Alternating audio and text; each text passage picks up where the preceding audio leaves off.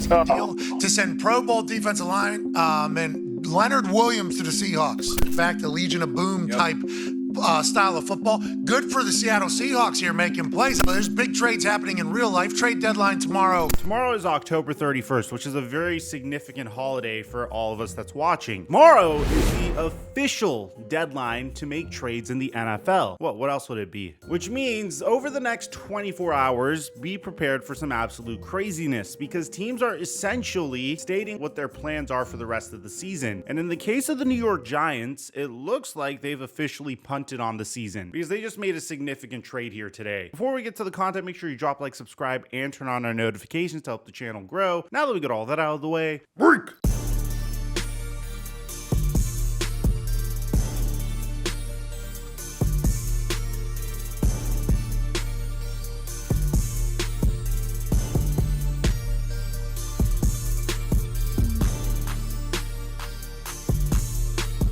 Leading up to the season, I spammed predictions at you guys consistently. Michael Porter Jr. needed over 5.5 rebounds in his season debut. Tyreek Hill just needed a touchdown, and Steph Curry just needed 1 point. Shout out to those that tailed. For those of you guys that were able to make money, we're giving away our picks for free all season long for the NBA and NFL on my Instagram at @TheFlightMike. And right now, when you use promo code Mikerophone on Prize Picks, they'll match your deposit up until $100. Thank you, Prize Picks, for the sponsor.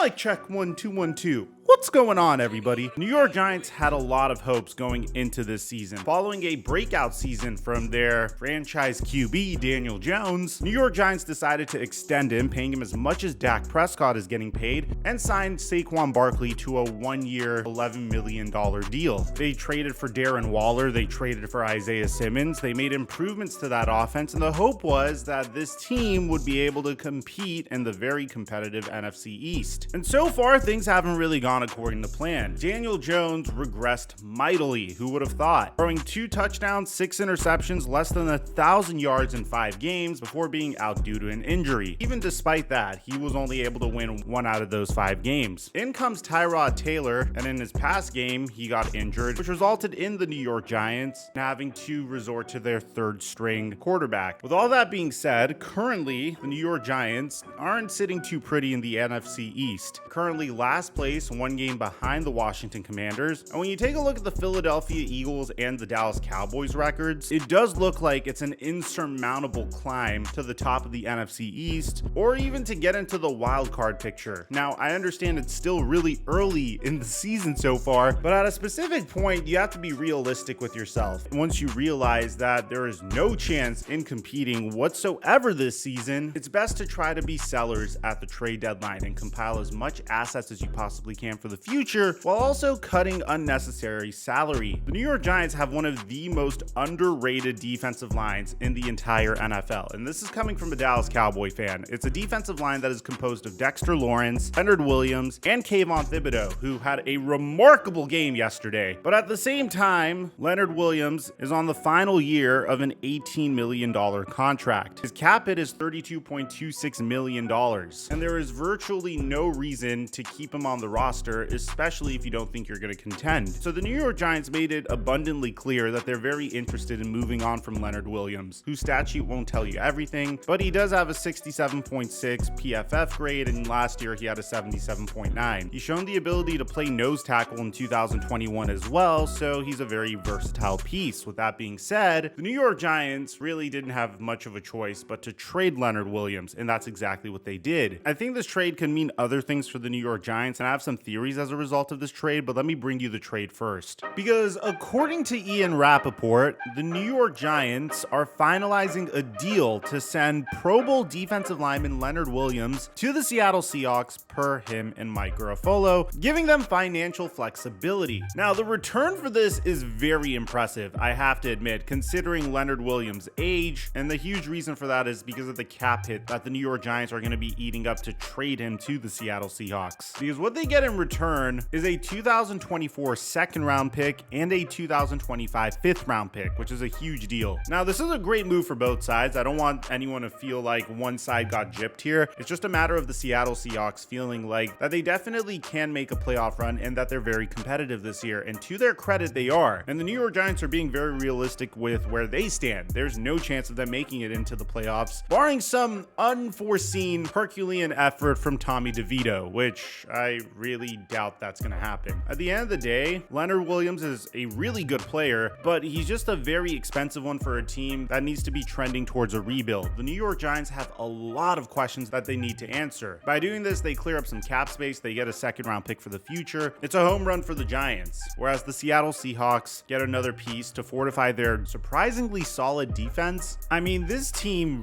really rebuilt that defense in a hurry, from drafting Tariq Woolen in the 2022 NFL draft to drafting Devin Witherspoon this past NFL draft, bringing back Bobby Wagner, and now adding Leonard Williams. You pair that with a healthy Jamal Adams, and you quietly have one of the better defenses in the entire NFL. And it's very impressive how quickly the Seattle Seahawks were able to remake that defense as they try to make this playoff run. But I think what's even more significant here is if you are selling, if you are doing your best to hit the reset button on your team, you're essentially in the market to try to get as many draft picks as humanly possible. And there's nothing wrong with that. You want to clear the cap space, you want to start anew, you want to change the culture. And although the New York Giants are kind of stuck with Daniel Jones for a few more years, in order to do that, you have to pretty much move on from all of your existing assets if you want to be realistic with yourself. Now, what I want to say here is the New York Giants have been on record saying that they are not going to trade Saquon Barkley. And they reportedly even told him that they do not intend to trade him, which in my opinion, I think is a huge mistake, especially given how long Saquon has been in the NFL, especially given that he doesn't really have a contract for the rest of the year, especially given the fact that having a really good running back on a team that has holes in other areas of their roster is kind of pointless. I personally would be a huge proponent for the New York Giants to trade Saquon Barkley. Now, the most recent information on Saquon Barkley is coming to us from Josina Anderson, who says that there are inquiries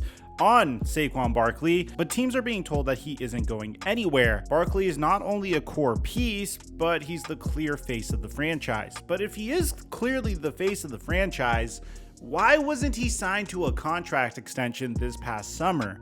If you're going based off of how productive he'll be and you're comparing him to, say, Christian McCaffrey, in running back years, you might think that Saquon Barkley has 2 to 3 more good years left, and that's okay.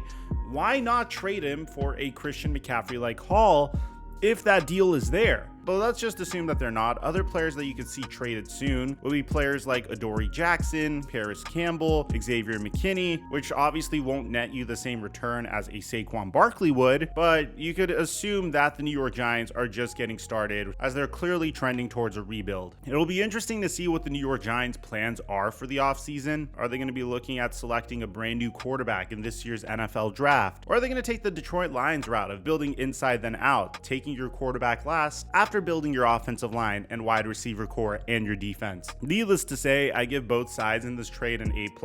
They did what they had to do to put their teams in the best situations to succeed. Let me know what you guys think in the comments section down below. Aside from that, I'm your boy Mike. I'm dropping our mic until our next upload.